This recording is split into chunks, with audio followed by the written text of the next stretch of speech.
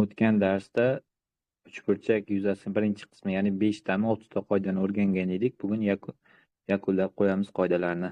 Demak, ekran ulashishni bosaman. Agar ekran ko'rinayotgan bo'lsa, ovozim eshitilayotgan bo'lsa, izohlarda plus belgisini qoldirib yuborsangizlar bo'ldi. Menga ma'lum bo'ladi.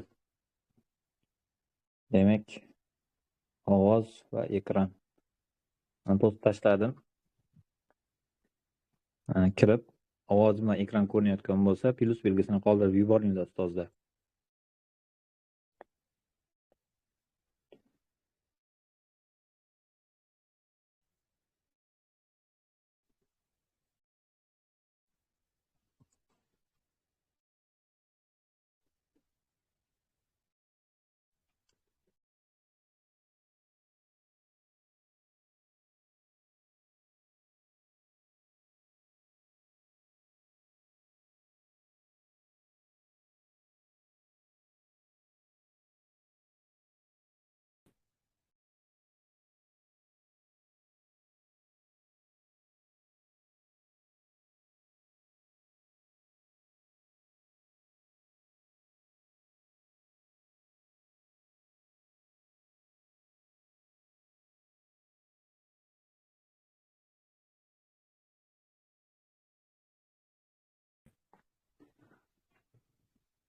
Xo'sh, ekran ovozim uzilib qolgan ekan, qaramabman.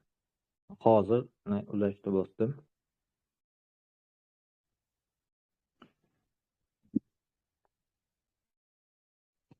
O'zi bitta qoidani tushuntirib bo'lgandim ustozlar. Demak, boshqatdan nima qilamiz?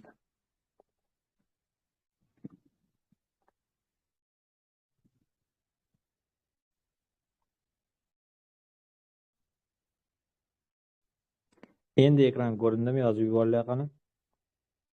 Oxirgi tashlagan postimga yozsangizlar bo'ldi. Ekran ovozi yaxshimi?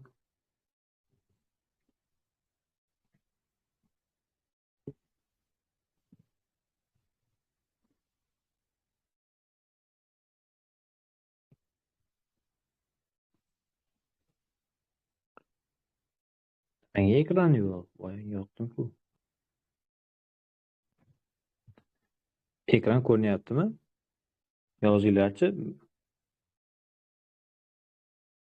Ko'rinyapti-ku.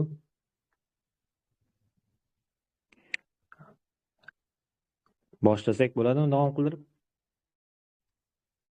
Yozinglar qani.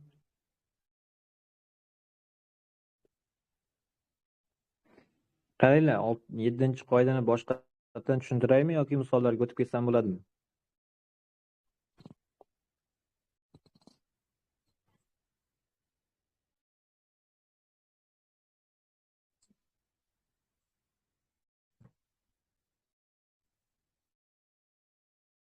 Nima qilamiz? Misollarga o'tamizmi? Yuzalar nisbati tomonlar nisbatiga teng degan 7-qoida edi. Shunga misollarni o'tib ketsak. Demak, misollarga o'tamiz. Demak, mana birinchi misolda yuzalar nisbati tomonlar nisbatiga teng degan qoidaga asosan mana bu K tomonga mos keladigan yuzani A deb olamiz. 2K tomonga mos keladigan yuzani 2ta A ga teng deb olamiz. D kesma ham 2K bo'lgani uchun buni ham 2A ga teng deb olamiz. Mana yuzalarni tomonga bo'lganda bir xil nisbatda chiqadi. Endi bizda o'z navbatida ikkita A ning qiymati 18 ekanligi aytilgan. Shundan bitta A ning qiymatini 9 ekanini topib olamiz. Keyin jami uchburchak yuzasi nechta A ga teng bo'lib qoldi? Sanaydigan bo'lsak 5 ta A ga teng bo'lib qoldi. 5 ta A ning qiymati nimaga teng bo'ladi? 5 ko'paygan 9 teng 45. Demak, to'liq uchburchak yuzasi 45 ga teng bo'lib qolar ekan. Ikkinchi misol. Ikkinchi misolda to'liq uchburchak yuzasi 70 ga tengligi aytilgan. Bizda mana b da kesmani 4x deb olsak, 4x demak 4k deylik. 4k deb olsak, biz kesma 3k deymiz.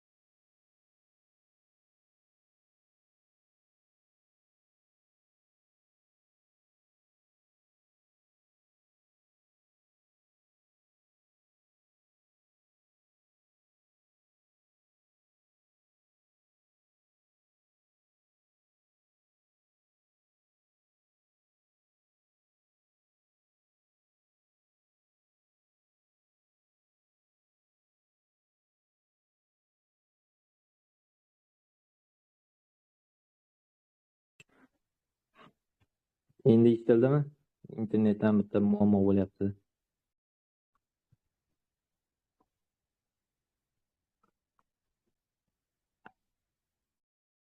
Endichi ekran ham ko'rindimi? Ovoz eshitildimi? Tezlashib yozib yubordilar ustozlar.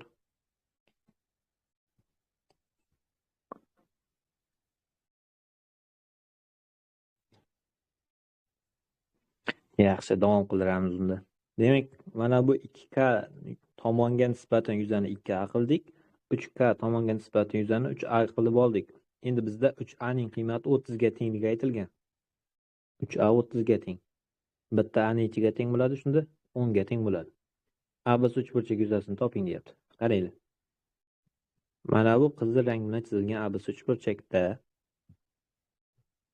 BAC yokida ABC uchburchakda BY kesma mediana bo'lyapti. Mediana uchburchak yuzasini teng 2 ga bo'ladi. Demak, BYC uchburchak yuzasi 5 ta A ga teng bo'ldimi? BAY uchburchak yuzasi ham 5 ta A ga teng bo'lishi kerak. Jami uchburchak yuzasi shunda 10 ta A ni tashkil qiladi. Endi 10 ta A ning qiymati topish uchun 10 ni A ning qiymati, ya'ni 10 ga ko'paytirsam, ne chiqadi? 100 ga tenglik kelib chiqadi. Tushunarli bo'lgan bo'lsa, 4-savolga o'taman. 4-savolda mana bu uchburchakda BYC uchburchakda BD nima bo'lyapti? Mediana bo'lyapti. Boyagidek mediana uchburchak yuzasini teng 2 ga ajratadi. Mana bu yuza A bo'lsa, bu ham yuza nima bo'ladi? A ga teng bo'lib qoladi. Endigi navbatda bitta A ning qiymatini topib olish kerak. Chunki YBD uchburchak yuzasi A ga teng, ya'ni A yuzaga teng. Qaranglar, A yuzani qanday topib olamiz? Sizlar mana bu yashil rangda uchburchakka e'tiborli bo'linglar ustozlar. 7 uchburchakka e'tiborli bo'linglar. 7 uchburchakning Y'si tomoniga tushgan balandlik qaysi? Mana bu AB emasmi? Bu o'tmas burchakli uchburchak bo'lgani uchun balandlik tashqariga tushyapti. Ya'ni Y'si, ya'ni 6 ga teng bo'lgan tomonga balandlik 8 bo'lyapti. Tushgan balandlik 8 bo'lyapti. Demak, bitta A ning qiymatini topib olish uchun 8 ni 6 ga ko'paytirib 2 ga bo'lsak chiqadi. 6 8 48 bo'lingan 2 teng 24. YBD bizda 12 chiqdi. Xo'sh. Bu yerda nima qildik? Bizda Y'si kesma 6 ekanligi aytilgan.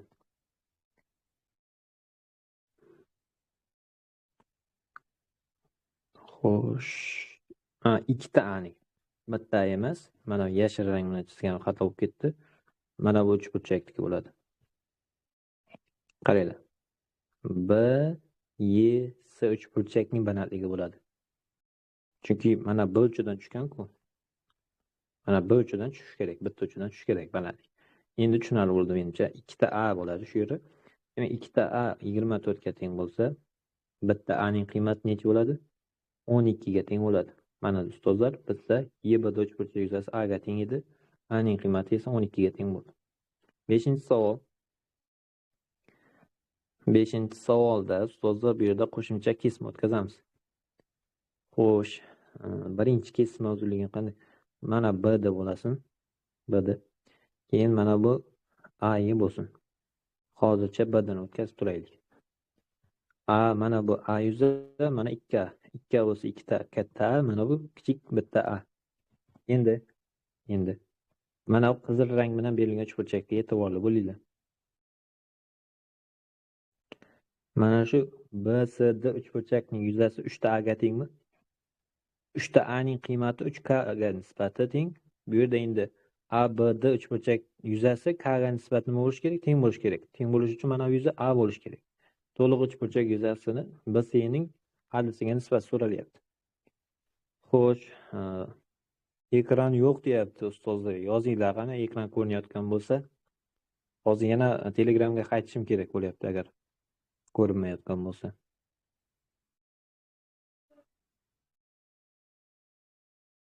Ekran bor. Ekranimiz bor. Mo'minurxon ustoz Menimcha internetingizda muammo bor. Demak, davom qoldiraman. BSY uchburchak yuzasi nimaga teng? Qaranglar. BSY mana bitta A ga teng yuzasi. ADS uchburchak yuzasi ADS uchburchak yuzasini qaranglar. ADS to'liq uchburchak yuzasi jami A2A jami 4 taga teng. Alar qisqarib ketadigan bo'lsa, bizda 1/4 degan javob kelib chiqadi. 6-savolga o'tsak bo'ladi. 6-savolda mana bu A2 kesmani tutashtirib yuboramiz. A2 kesmani tutashtirib yuboramiz. AES uchburchakda 7 mediana bo'lgani uchun yuzani tengga bo'ladi. Mana buni 4 ta A ga teng desam yuzasini, bu ham 4 ta A ga teng bo'ladi. Endi mana bu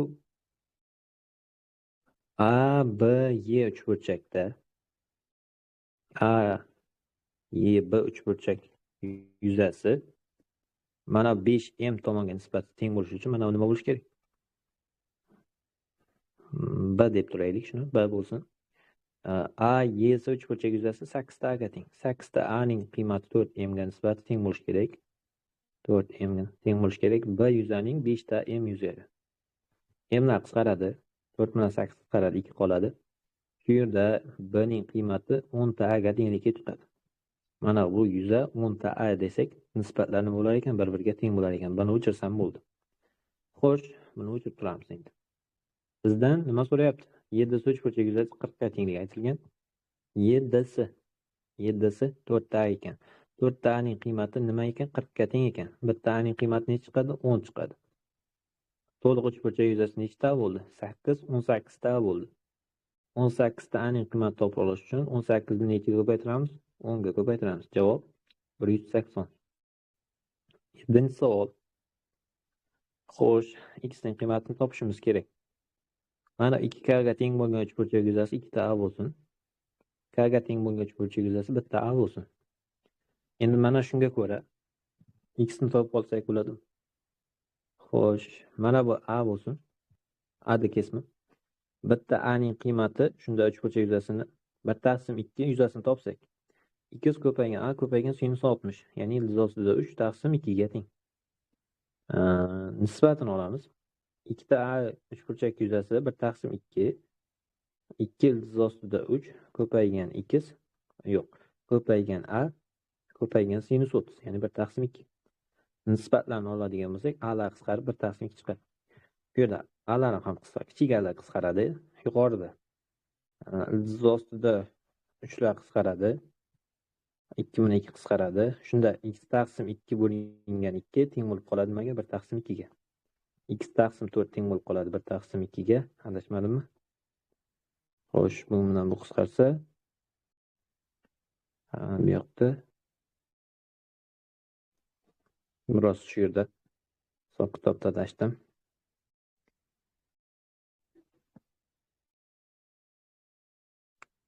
Bu yerda A bor. Demak, 1/2lar qisqartiraylik birinchi. Kichik A'larni qisqartiraylik. Shunda 1/2 teng bo'ladi. Mahrajda 2 lar qisqarasa, yuqorida x ko'paygan ildiz ostida 3 qoladi, pastda mahrajida x 2 ildiz ostida 3 qoladi. Ildiz ostida 3 lar qisqaradi, x/2 1/2 ga teng bo'lib qolar ekan. Shunda x topsak 1 chiqadi. To'g'ri. Birinchi qoida, 7-qoida tushunarli bo'ldimi? Demak, yozinglar qani. Qoida tushunarli bo'ldimi? Post tashladim. Mana 7 ta misol ko'rib chiqdik. Tomonning yuzaga nisbati bo'yicha tushunarli bo'lgan bo'lsa, yozinglar qani uzoqda.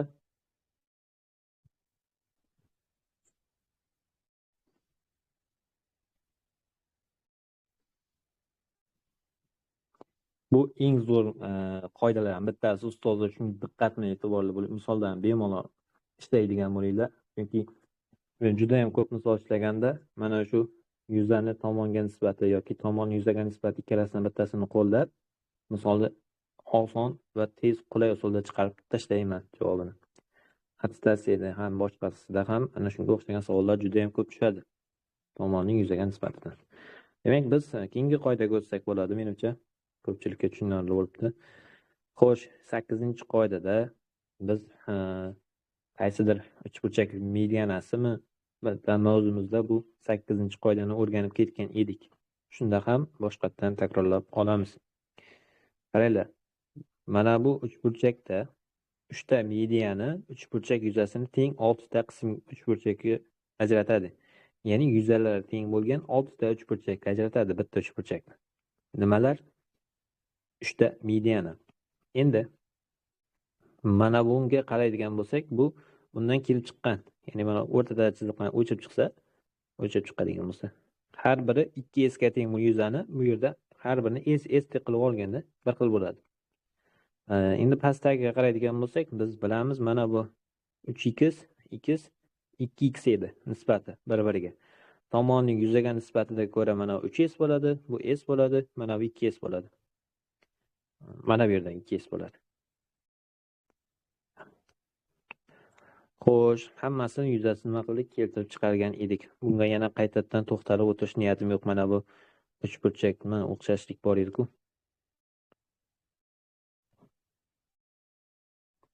Mana shu o'xshashlikdan kelib chiqadi. Xo'sh, birinchi misolga qaraymiz, ustozlar. Birinchi misolda bu yerda F og'irlik markazi, mana og'irlik markazi, ya'ni medianalarning keshish nuqtasi bo'lyapti. Demak, bu 6 bo'lsa, S-da kesma, mana BS ham 6 bo'ladi. To'g'rimi? Endi bizlarda ABD uchburchak yuzasi. ABD to'liq uchburchak yuzasi ekan. To'liq uchburchak yuzasini so'rayapti. Bu 90 gradus bo'lsa, bu yoq 90.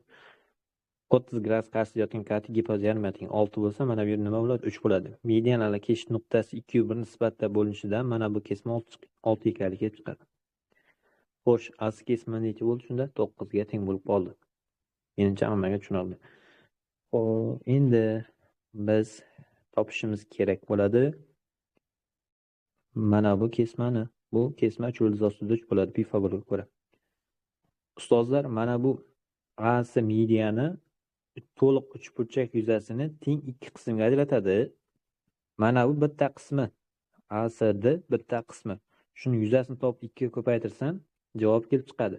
Buning yuzasini qanday topaman desa, mana bu AS asosga tushirilgan, mana F'ni balandlikni ko'paytirib 2 ga bo'lishim kerak. Demak, AS asosga tushirilgan F'ni balandlikni ko'paytirib 2 ga bo'lsam, bizda S ABD uchburchakning yarmi yuzasi kelib chiqadi. Xo'sh, bu yerda hisoblaydigan bo'lsak, AS kesma 9 ga teng, F'da masofa 3/3 ga teng. 2 ga bo'ldik. Javob 27/3 taqsim 2. Endi S bizdan so'rayapti ABD uchburchak yuzasini. Bo'linib turgan 2 ni bu yoqqa nima qilamiz? Ko'paytirib o'tiradigan bo'lsak, 2 lar qisqarib ketib, javob 27 ko'paygan 3 chiqadi. Mana birinchisining yechimi. Ikkinchi misolga o'tamiz. Ikkinchi misolda F og'irlik markazi degan gap bu yerda xato bo'lib ketgan. Chunki J og'irlik markazi bo'ladi. Kitobning xatosi bor ekan. Demak, J og'irlik markazi bo'ladi. Mana 5 bo'lsa, mana bu nima bo'ladi? 10 ga teng bo'ladi. Bu 6 bo'lsa, bu 12 ga teng bo'ladi. Boyagi medianalar keshish nuqtasidan 2/1 nisbatda bo'linadigan qoidaga asosan. Endi uchburchak yuzasini mediana nima qiladi dedik? Teng 6 qismga ajratadi dedik. Bizda ABC uchburchak yuzasi so'ralgan. Xo'sh, endi bittasining yuzasini topib olish kerak. AB'siga teng.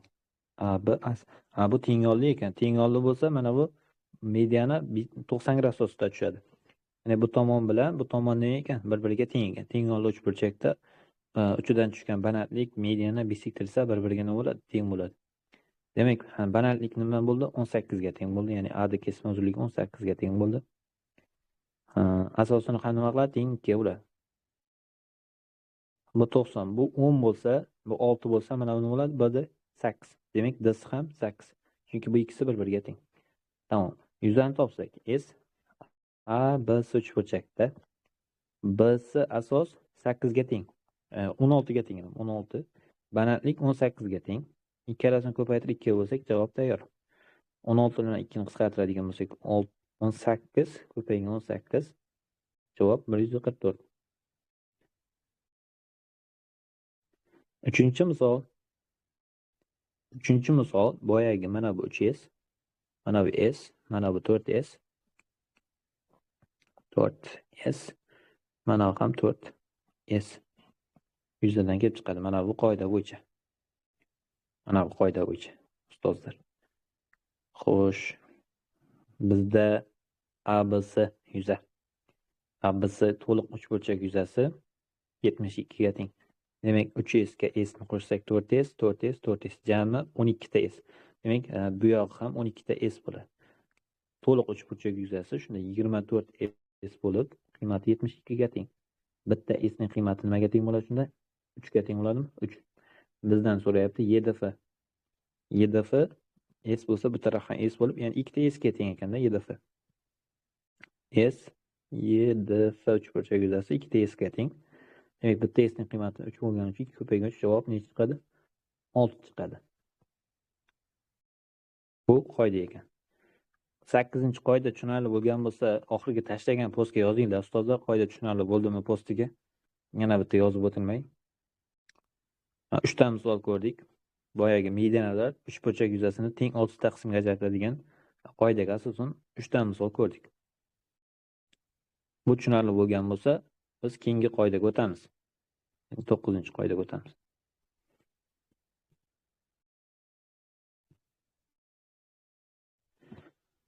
Yaxshi.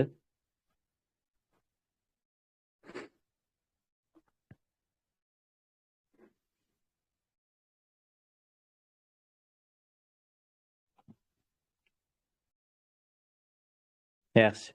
9-qoidaga qaranglar ustozlar.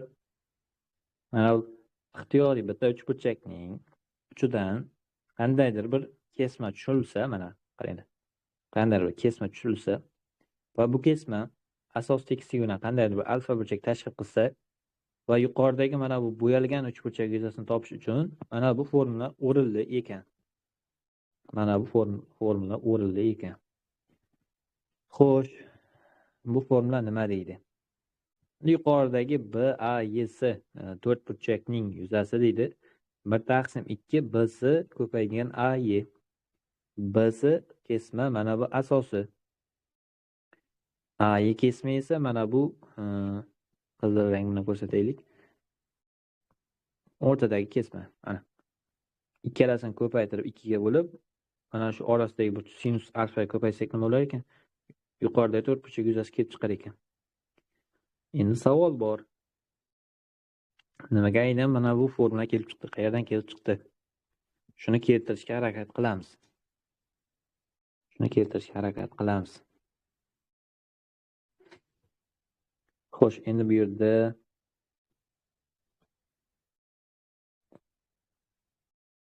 mana bu kesma uzilgan n deylik, bu kesma uzilgan m deylik. Shunda buni x deylik, buni y deylik. Formula bo'yicha yozadigan bo'lsak, s b a y s 4 burchak yuzasi 1/2 bs ya'ni m plus n ga teng. A y degani y ga teng. Y ko'paygan sinus alfa. Va biz ustozlar mana buni d nuqta a ds uchburchak yuzasi topmoqchi bo'lsak, 1/2 y plus x kesmani n kesma ko'paytirib, ular orasidagi burchak sinus alfa ko'paytirar edik. To'g'rimi? Endi bu yog'ini qaraydigan bo'lsak, bu pi minus alfa bo'ladi burchak soni. Endi bu yog'ini qaraymiz. S b d a b d uchburchak yuzasi ham 1/2 y plus x tomonni m tomonga ko'paytirib sinus alfa ko'paytirganga teng. Endi bo'yalgan uchburchak yuzasini topish olish uchun nima qilish kerak? Mana bu ikkita uchburchak yuzasini ayirib tashlashimiz kerak.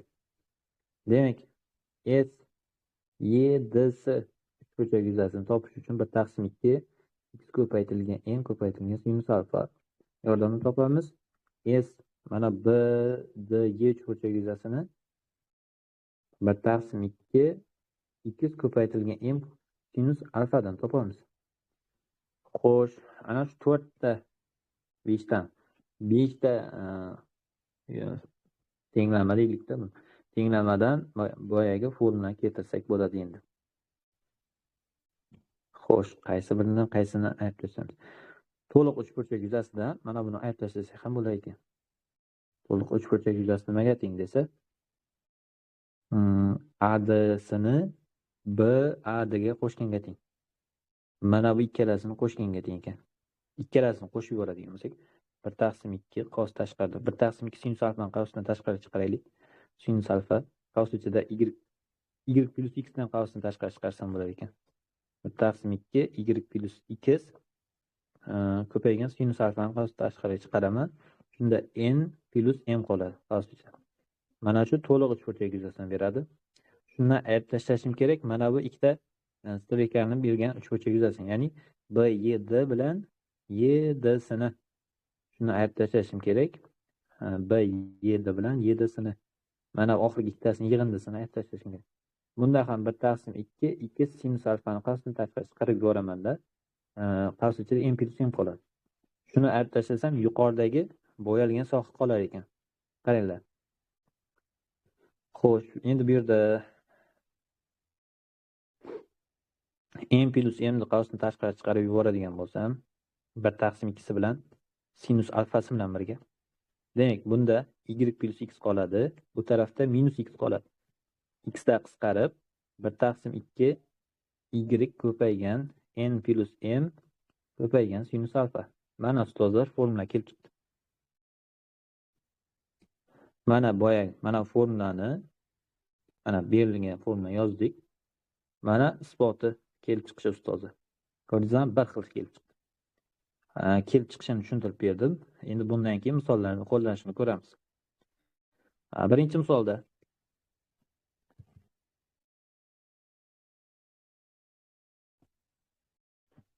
misolda x ning qiymati so'ralgan. Demak, mana bu bo'yalgan uchburchak yuzasi 54 ga teng. A kesma x ga teng. Demak, 54 ga teng bo'lgan yuza 1/2 ko'paygan x ko'paygan 6 ko'paygan sinus 90 ga teng. Boyagi yuqoridagi formulaga ko'ra. Sinus 90 ning qiymati 1 bo'lgani uchun buni 6 ni 2 ga bo'lsa 3x ga tenglasak bo'ladi. 3x nimaga teng? 54 ga. X teng bo'ladi nechiga? 18 ga. Mana javob. Ikkinchi misol. Bu 60 bo'lsa, bu taraf 120 gradus bo'ladi. Xo'sh, bizdan so'rayotgan A, B, D, C to'rtburchak yuzasi teng bo'ladi 1/2 ko'paytirilgan 10 ildiz ostida 3 ko'paytirilgan A da kesma 12 ko'paytirilgan sinus 120. Sinus 120 ni pi minus 60 qiladigan bo'lsak, sinus 60 bo'lib ildiz ostida 3/2 ga teng bo'lar ekan. Xo'sh, bu yerda ikkilarni qisqartsak bu yerda 3 qoladimi? Shunda 30 ildiz ostida 3 bo'lsa 3 ko'payib 90 chiqar ekanda. Uchinchi misol.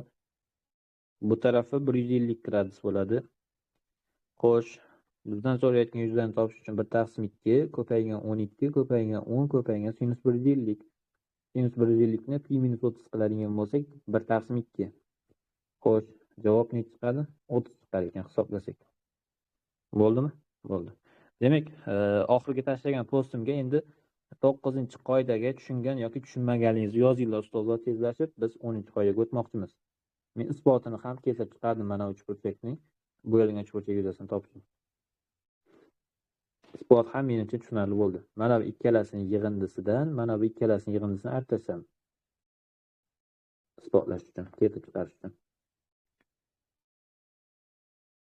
Va 3 ta misol ishladik. Bu juda ham zo'r formula bu ham. O'zi o'rganayotgan har bir ma'lumotimiz geometriya darslarida, geometriya misolini yechishda juda ham qo'l keladi. Diqqat bilan o'rganadigan bo'lsak. Chunki bundan keyingi adabiyotlarda darsliklarni ko'radigan bo'lsangiz, masalan, bu yilga tushgan 11-sinf, 9-sinfning boyagi bitiruv biletlari, savollari bor edi-ku. Mana shuni savollarni xuddi turk geometriyasini qirqib olib tashlab qo'ydi. O'zlari yozmagan Wordda yoki bir qandaydir dasturda kitobni boyagi joyini qirqib olib, xuddi o'zini tashlab qo'ydi. Qayerdan bildik desak, boyagi turklarning bitta shpargalkasi bor. To'g'ri burchak mana bu. 90 gradusni o'rtasiga nima qilib qo'yadi? Nuqta qo'yib qo'yadi. Bizning adabiyotlarda nuqta yo'q-ku, faqat to'rt burchak yozib ketamiz. Ana shu nuqtadan ham bilib olsak bo'ladi. geometriyasi to'g'risi o'zbek adabiyotiga juda ham kirib keldi o'z navbatida. Hozir hamma geometriya rasmda, chizmali bo'lib ketdi. Avval matnli edi, o'qib olib tushunardik. Hozir rasmga qarab ishlab ketaveramiz. Juda ham qo'l bo'ldi. Xo'sh, 10-qoidaga qaraymiz ustozlar, yaxshi. 10-qoidaga qaraydigan bo'lsak, bu toq sonlar. Bu formulani yollash shart emas ustozlar. Mana bu yuzalar bir-biriga parallel. Yo'q, parallel deb ayta olmaymiz. Tomon tekka bo'lsa, qarama-qarshi tomon tekka bo'lsa, mana har bir kesma tekka bo'lsa, uning yuzalari S 1, 3, 5, 7, 9, 11, 13, 9, 11, 13, 15, 17 toq sonlar ko'rinishida ketadi. Juftlarni tashlab, toqlarni yozib ketaverasizlar. Toq sonlar bo'lib ketadi. Endi bu qoidaga asosan misollarni ko'radigan bo'lsak, mana bu A bo'lsa, mana bu 3A bo'ladi, bu 5A bo'ladi. Mana bu esa 7A bo'ladi. Boyagidek 1, 3, 5, 7 bo'lsa, to'liq uchburchak yuzasi nechta bo'lishunda qo'shadigan bo'lsak 16A bo'ldi. A ning qiymati topilish uchun mana bu o'rtada 5A ni nimaga tenglaymiz? 45 ga tenglab olamiz. 5A ni 45 ga tenglasak, A teng chiqadi, 9 chiqadi. Endi 16 ni 9 ga ko'paytirsak, 6 9 54, 5 yodda, 9 1 9, yoddagi 5 bilan 144 javob. Xo'sh, ikkinchi savol. Mana bu A bo'lsa, mana bu 3ta A bo'ladi. Boyagi xossaga ko'ra. Xo'sh, ADY ABC BCY ga teng. ADY. To'xtaylik. ADY uchburchak yuzasi BCY ga teng deyapti. Mayli, mana buni A deylik, buni B deylik. AB ga teng deyaptimi? Bo'ldi. Mana B deb olamiz. Shunda bu o'z navbat A ga teng. Boyagidek o'xshashlik qo'llaymiz. Yuzaning tomonga nisbati nima bo'lsin? Teng bo'lsin. Yuzaning tomonga nisbati o'xshashlikda. Qaysi uchburchak o'xshash? Har doim ham to'g'ri kelavermaydi. Boyagi yuqoridagi formula mana. Qaranglar ustozlar. Mana bu ABC uchburchakka, mana bu ADY uchburchakka o'xshash. O'xshashlikka ko'ra yuzalar nisbati tomonlar nisbati nimasiga teng? Qavsda kvadratiga teng. A1/2 ning qavsda kvadratiga teng. Mana shunga asosan A yuzaning to'liq uchburchak yuzasi nechta bo'ladi? Shunda bir-biriga teng bo'lsa yuzalari 2 ta bo'ladimi? Nisbati 16 ning x ga nisbati nimasiga teng? Qavsda kvadratiga teng. Xo'sh, 1/2 ga teng bo'ladi. 256 taqsim x kvadratga. X kvadrat teng bo'ladi 2 ko'paygan 256 ga. X teng bo'ladi 16 ildiz ostida 2 ga. Mana javob. 3-misol. Boyagidek. Mana A bo'lsin, bu 3A bo'lsin, mana bu 5A bo'lsin. Xo'sh. To'liq ABC uchburchak yuzasi necha bo'ldi shunda? 9A ga teng bo'ldi. 9ta A ga teng bo'ldi. 3ta A ning qiymati S -6 ga teng ekan. 5ta A ning qiymati S -4 ga teng ekan. Nisbat olib yuborsak, A lar qisqarib 3/5 teng bo'lib qoladi. S -6 taqsim S -4 ga.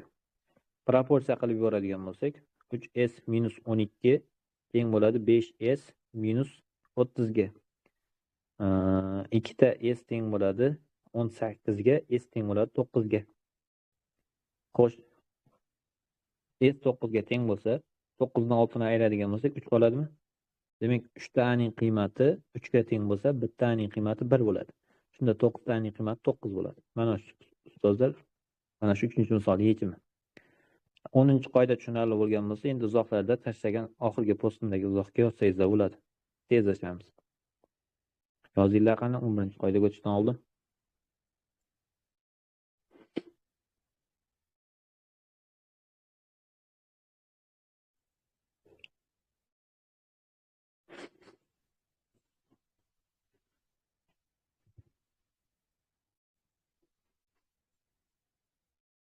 Yaxshi.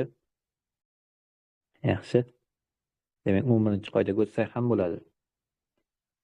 Demak, 11-qoidaga asosan Biz o'zi nechi kishi dars kuzatyapti? 47 kishi. Ehe.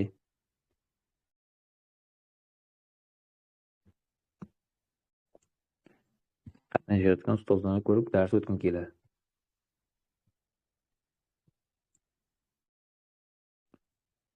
Demak, 11-qoidada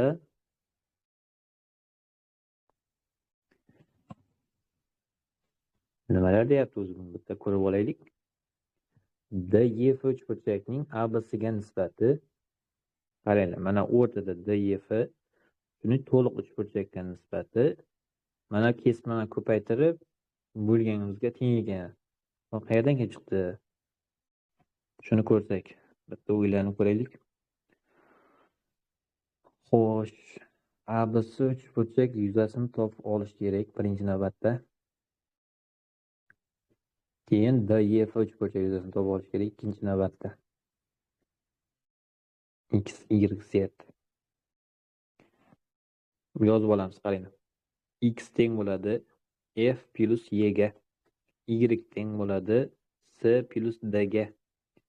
Z teng bo'ladi A plus B ga. Xo'sh.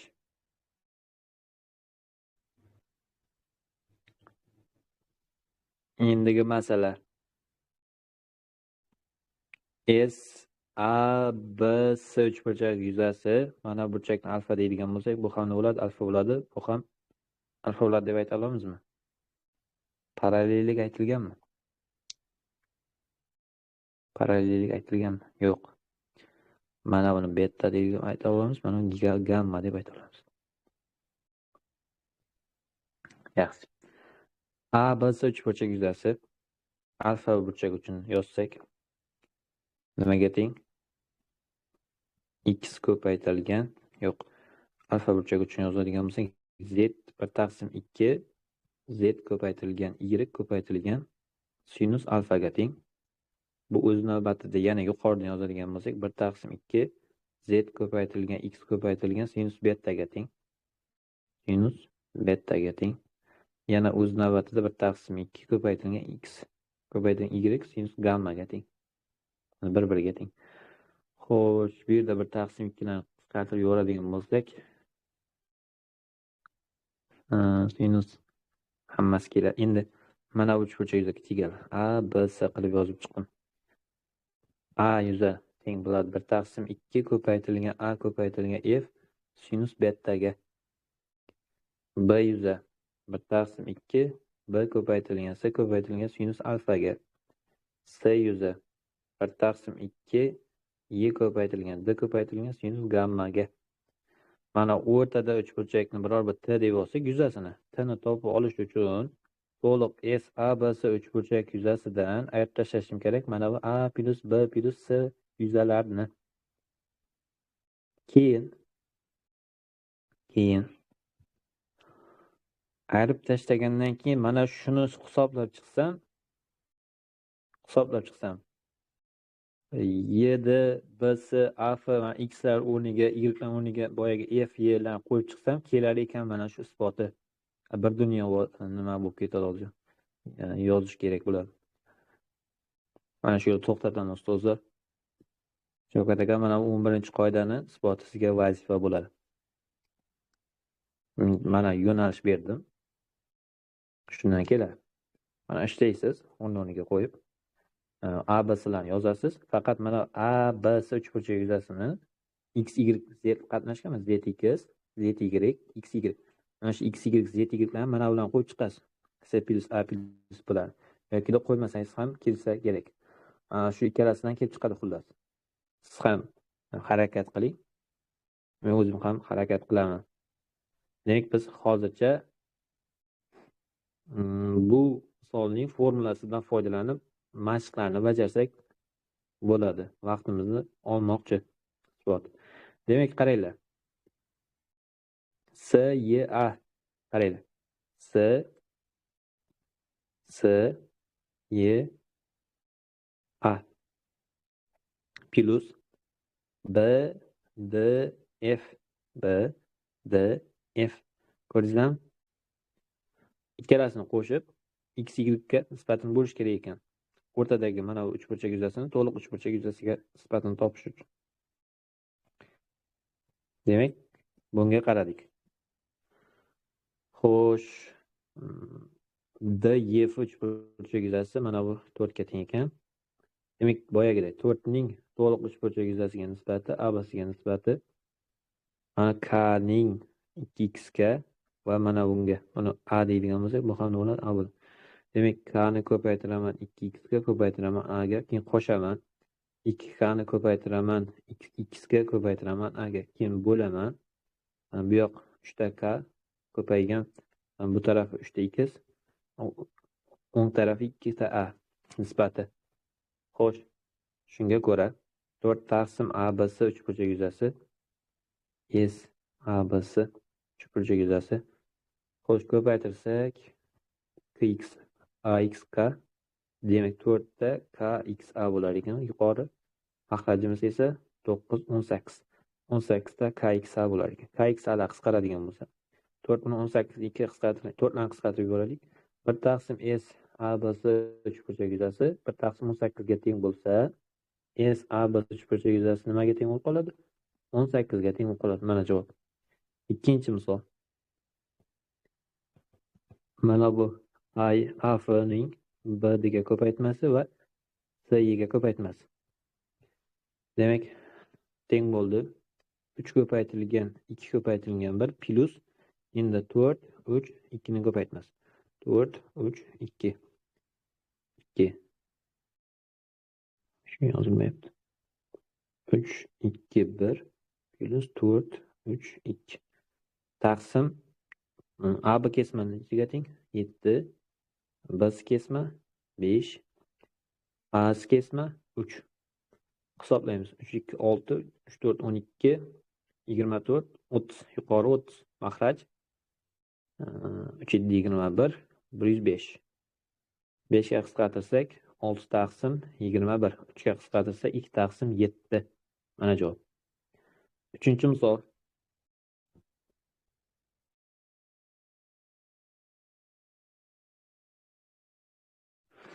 Uchinchi misol. Hozir Shavkat aka ko'ramiz. Mana uchinchini yakunlab olay. Nisbati 7 taqsim 30 ekan, x topish kerak. Demak, yozamiz. 7 bo'lingan 30 teng ekan.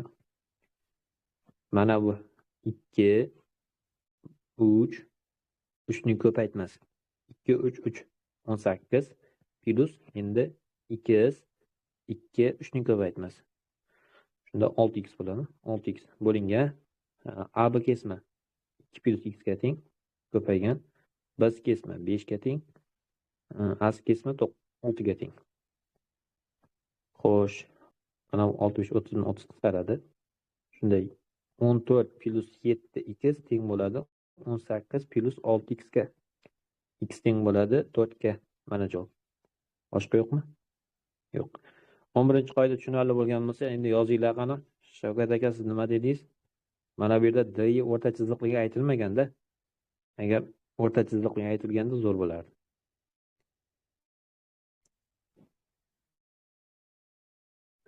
Boyagidaymi? Mana bu qoida bo'yicha 4 dan 1. Xo'sh, mana A bo'lsa, maxraji 3A bo'lsa, shunday bo'lar ekan.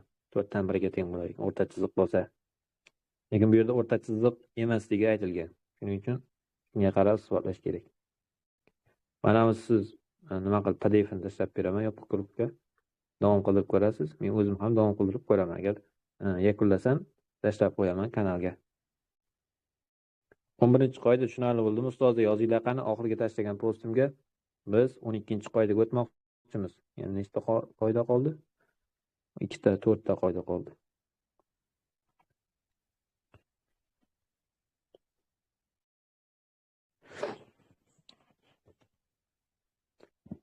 Xo'sh, 12-qoida bu trapetsiya.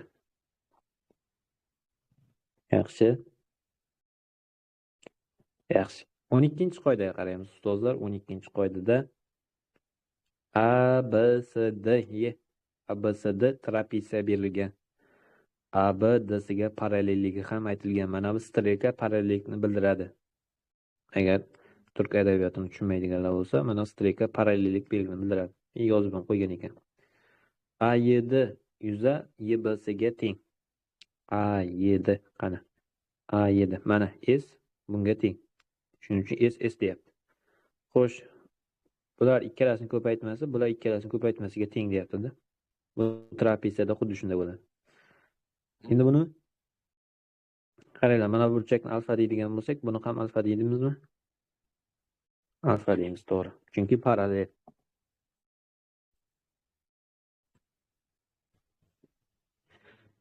Xo'sh,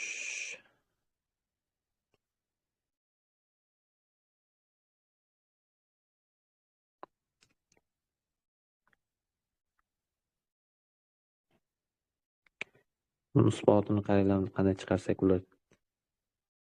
Mana n deymiz, buni m, buni x, buni y deymiz. Shunda mana m ko'paytirilgan a bo'lsin, mana bu n ko'paytirilgan a yuza bo'lsin. Keyin o'z navbatida m a ning x ga nisbati teng bo'lishi kerak. Bu yoqda biror bir b deb oladigan bo'lsak, b ning y ga nisbati m ko'paytirilgan a ning x ga nisbati teng bo'lishi kerak. B yuzaning y ga nisbati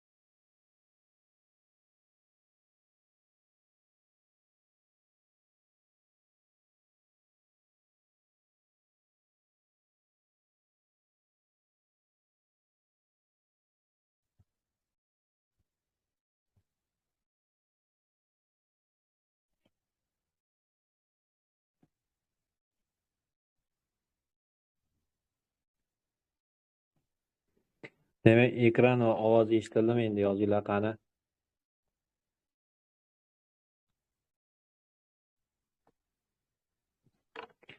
Poz tashladim, yozinglar qani, davom qilaveramiz kelgan joydan.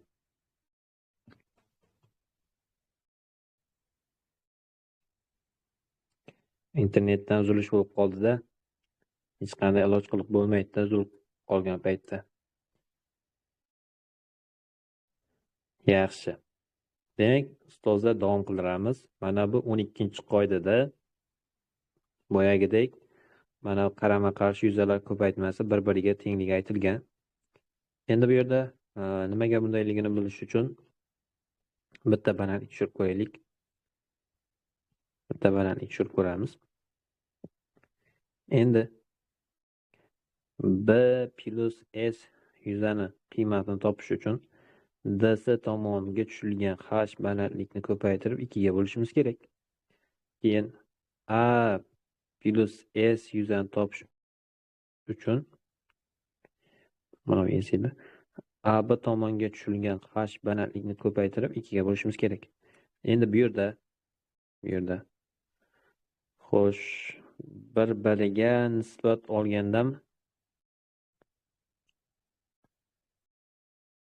A7 ning YB'siga tengaytirilgan. A7 ning YD'siga tengaytirilgan. O'zi bu yerda tengaytirilgan ekan.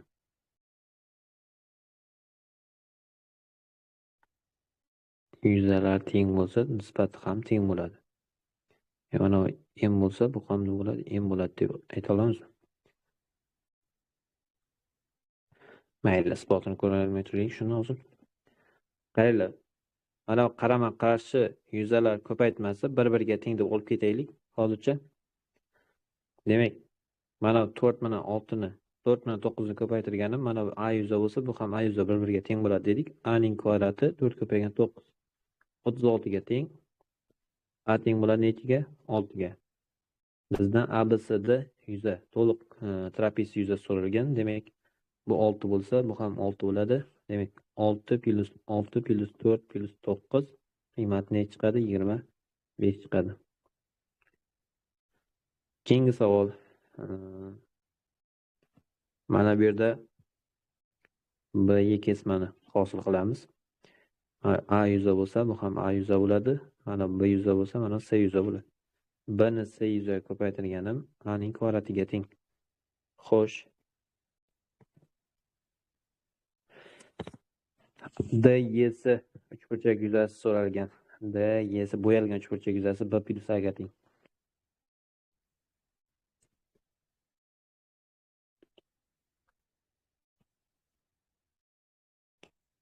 Endi mana bu A kesma 5 ga tengligi aytilgan bo'lsa, A plus B ning qiymatini topsa bo'ladi. A plus B, ya'ni mana bu uchburchak yuzasi yashil rang bilan ko'rsataylik mana. DBY uchburchak yuzasining qiymatini topib olish uchun mana BD tomonga tashqariga tushgan balandlik to'rmi ikkalasini ko'paytirib 2 ga bo'lish kerak. Demak, 2 ni 5 ga ko'paytirib 2 ga bo'lsak, A ga B ni qo'shganimda chiqadi? 5 chiqadi. Bizdan DS uchburchak yuzasi nimaga teng? B plus A ga teng. Mana qiymat ne chiqdi? 5 chiqdi. 3-misol. Trapeziya mavzusi o'tilmadi. Bu yerda trapeziyaga o'xshagan ikkita uchburchak yuzalar. Endi shakl trapeziya deyiladi-ku. Lekin bu yerda 4 ta uchburchak bor. Uchburchak mavzusiga taalluqli.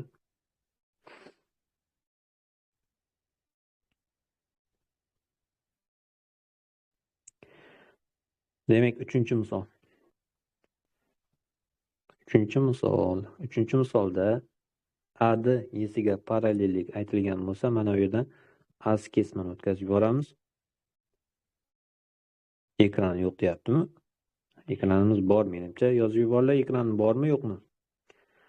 Demak, mana bu yuzani A deydigan bo'lsak, bu yuza A bo'ladi. B bo'lsa, mana bu C bo'lsin. Endi bizdan so'rayotgan AD uchburchak yuzasi B plus A ga yoki A plus B ga teng. Yaxshi. Demak, endi mana qizil rang bilan ko'rsatgan uchburchakka e'tiborli bo'lasiz, ustozlar. ADC uchburchakning yuzasi nimaga teng? Mana 5 ga teng bo'lgan tomonga tushirilgan mana bu 8 ga teng bo'lgan balandlik ko'paytirib 2 ga teng. Demak, B plus A ning qiymatini topib olish uchun 5 ga 8 ni ko'paytirib 2 ga bo'lsak, javob ne chiqadi? 20 chiqadi. Bu 12-qoida edi. 12-qoida tushunarli bo'lgan bo'lsa, oxirgi tashlagan postimga yozib yuboringlar. Voy, ekran deb tashladimmi menimcha? Ha, ekran degan tashlagan postimga yozinglar tushunganingizni. 12-qoidani 3 ta misol ko'rdik. Yaxshi.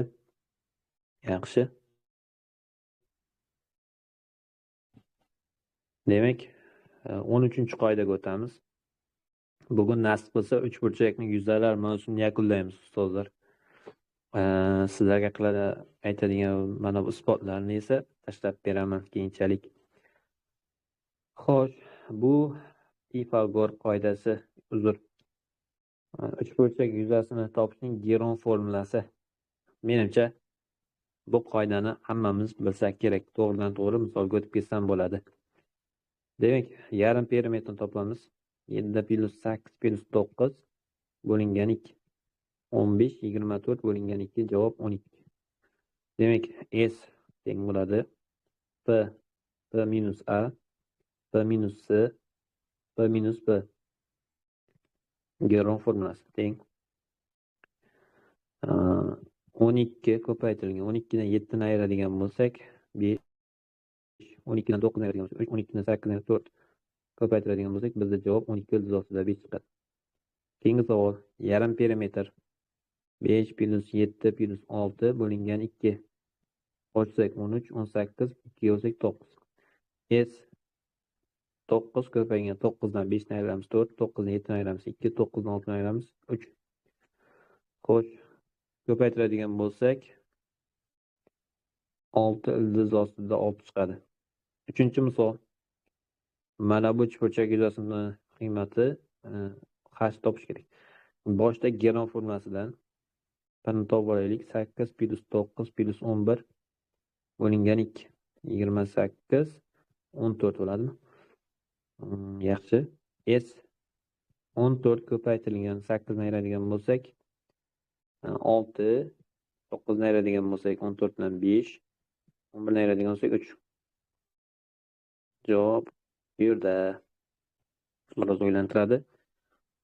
14 ni 2 ko'paytirilgan 7 qilamiz, 6 ni 2 ko'paytirilgan 3 qilamiz, ko'paytirilgan 5, ko'paytirilgan 3. Mana ildizdan olsak, bitta 2 chiqadi, bitta 3 chiqadi. Keyin 7 5 35 ildiz ostida qoladi. Shunda 6 ildiz ostida 35 ga teng ekanda. 6 ildiz ostida 35 ga teng bo'lgan yuzani topib olish uchun yana 9 ni h ga ko'paytirib 2 ga bo'lsak ham bo'ladi. Bu yerda 9 bilan 3 ni qisqartirib bu yerda 3 qoladi. H topiladigan bo'lsak 4 ildiz ostida 35 bo'lingan 3 ga teng. Ana javob.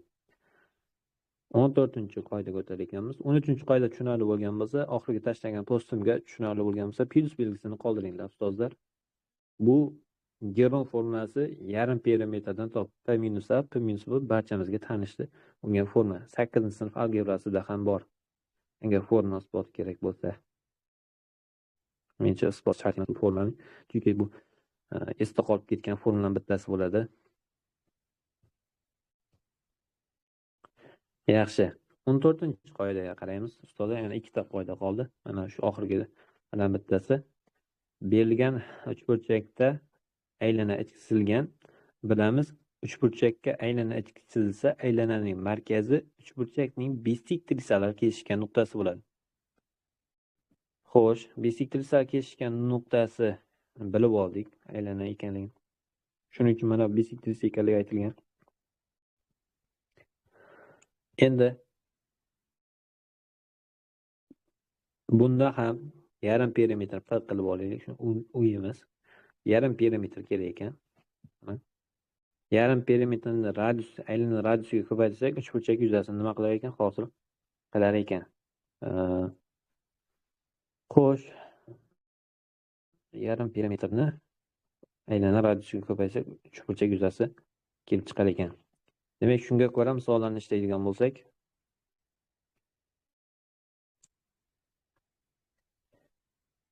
mana bu uchburchakning yarim perimetrini pan topsak 10 plus 12 bo'lingan 2 teng 32, 2 bo'lsak 16. Radius topib olish kerak. Yuzlardan kelamiz. S boyagidek perimetr 16 ko'paytirilgan 6 ko'paytirilgan 4. Bitta 6, bitta 2, bitta 4 chiqadi. 2 4 8 6 48 chiqar ekan. 48 ga teng bo'lgan uchburchakning yuzasi yarim perimetr 16 ni radiusga ko'paytirganga teng. Radius topadigan bo'lsak, bu yerdan ne chiqadi? 3 chiqadi. Ikkinchi misol. 6 8 bu 90 ga bo'lsa, mana gipoteza 10 bo'ladi. Yarim perimetr 6 plus 8 plus 10 bo'lingan nimaga teng? 2 ga teng. Qo'shadigan bo'lsak 14 24 12 teng. Yuzasi esa 6 ni 8 ga ko'paytirib 2 ga bo'lganga teng, ya'ni 24. 24 ga teng bo'lgan uchburchak yuzasi 12 ni radiusga ko'paytirganga teng. Demak, radius teng bo'ladi 24 ni 12 ga bo'lsak 2 ga. Uchinchi misol. Yarim perimetr 5 plus 4 plus 7 bo'lingan 2. 16 bo'lingan 2 javob 8. Endi yuzasini topadigan bo'lsak, s 8 ko'paytirilgan va minus 5. 8 dan 5 ni ayiradigan 3. 8 dan 4 ni ayiradigan bo'lsak 4. 8 dan 7 ni ayiradigan bo'lsak 1. Demak, 4 8 32. 32 ni 3 ga ko'paytiradigan bo'lsak 96. 96 ni ildizosida 96 ni necha ko'paydi, necha qilsak bo'ladi ildizdan chiqadigan. 36 ko'paygan. Yo'q. 48 ko'paygan 2 qilsak bo'ladi. 48 dan 16 ko'paytirilgan 6 qilsak bo'ladi. Demak, 4 ildiz ostida 6 qilamiz ekan. Xo'sh, 4 ildiz ostida 6 ga teng bo'lgan yuza 8 ni radiusga ko'paytirilganga teng. Radius shu yerda chiqadi. Ildiz ostida 6 taqsim 2 ga. Mana ustozlar 14 ning yechimi. 3 ta misol. Formulasini bilib olaylik. Yarim perimetrni radiusga ko'paytirsangizda uchburchak yuzasi kelib chiqar ekan. 15 ga o'tamiz. 15 da uchburchakka tashqi qismga aylanan radius. Boyaga s bor edi-ku. ABC taqsim 4s. Mana shu formula. Bu esa kichik radius topish uchun 2s taqsim perimetr degan formula. Shu yerdan s ni topib olganda 2s.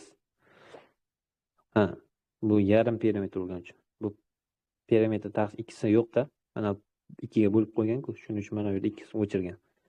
S topib olganda perimetr ko'paytirilgan radius bo'lganda oxirgi ikkita formula bizga ham notanish emas. Demak, shunga ko'ra boshda 5 5 8 ga teng. Mana bu yerdan balandlik tushirib olay. Balandlik tushirsam bu 4 4, mana balandlik 3 bo'ladimi? Shunda S ABC uchburchak yuzasi 8 ga tushgan balandlik 3 ko'paytirib 2 bo'lamiz. Javob 12. Endi 12 ga teng bo'lgan yuzasi 12 bo'lsa, radius teng bo'ladi ABC taqsim 4s ga. Demak, 5 ko'paytirilgan 5 ko'paytirilgan 8, 4 ko'paytirilgan 12. Xo'sh, bu bilan buni qisqartiramiz 2, 2 bilan 12 ni qisqartiramiz 6. 25 taqsim 6 degan javob. Ikkinchi misol. Mana bu uchburchakning yuzasi 24 ga teng.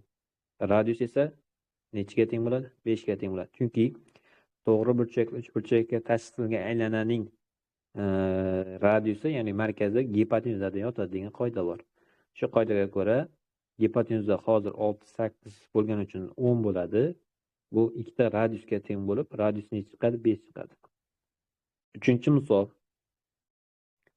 Mana bu uchburchakning yuzasini topib olish uchun xo'sh, bizga kerak R teng ABC taqsim 4s.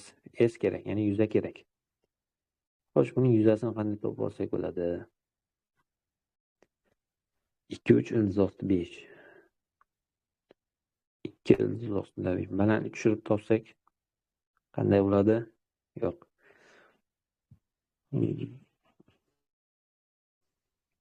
Radiusi mana bu bo'lsa. Bo'ldi, qaranglar. Mana bu uchun bitta alfa deb belgiladim. Yoki mana bu burchakni alfa deb belgilaylik. Bitta kosinus alfani qo'llab yuboraman. Kosinus alfani qo'llasam 5 teng bo'ladi. 4 plus 9 minus 2 3 12 kosinus alfaga. 12 kosinus alfa teng bo'ladi 13. 5 ni ayirib tashlaydigan bo'lsak 13 dan 5 ni ayiradigan bo'lsak 8 mi? Kosinus alfa teng bo'ladi 1 taqsim yo'q. 2 taqsim 3 ga.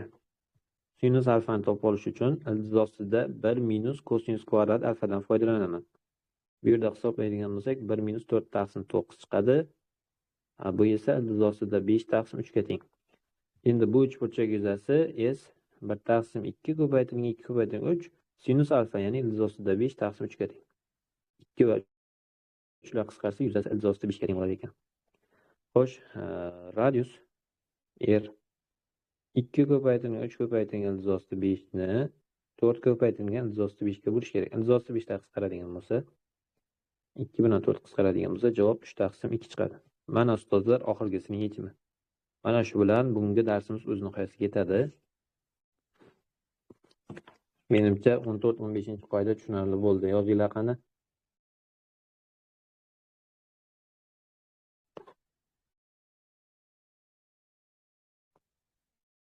14-15-qoida tushunarli bo'lgan bo'lsa, yozinglar qani. Yaxshi. Endi ustozlar uyga vazifa bo'ladi.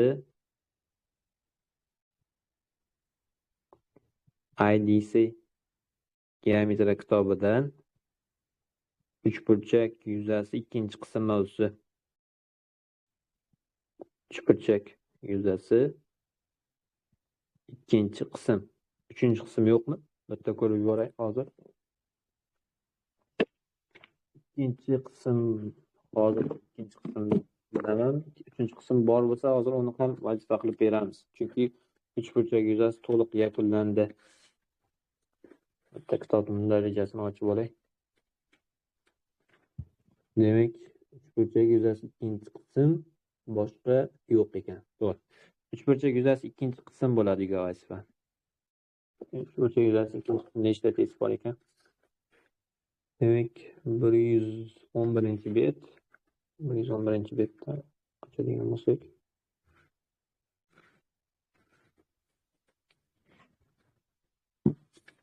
bir, ikki,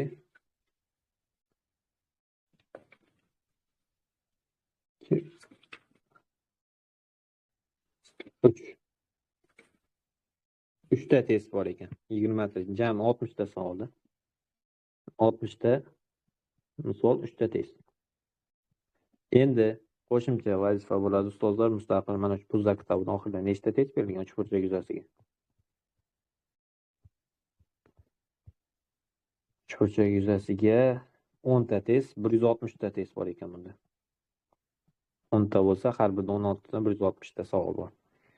Demak, mana shu misollarni uyga vazifa qilib berdik. Bugungi mavzumiz o'z nihoyasiga yetdi. Agar tushunarli bo'lgan bo'lsa, juda ham xursandman. Ko'pchilikka foydamiz tekkanidan. Keyingi darsda ko'rishguncha xayr ustozlar. Dars tugagandan keyin dars haqida fikrlaringizni izohlarda yozib qoldiringlar. Xayr, sog' salomat bo'lasizlar.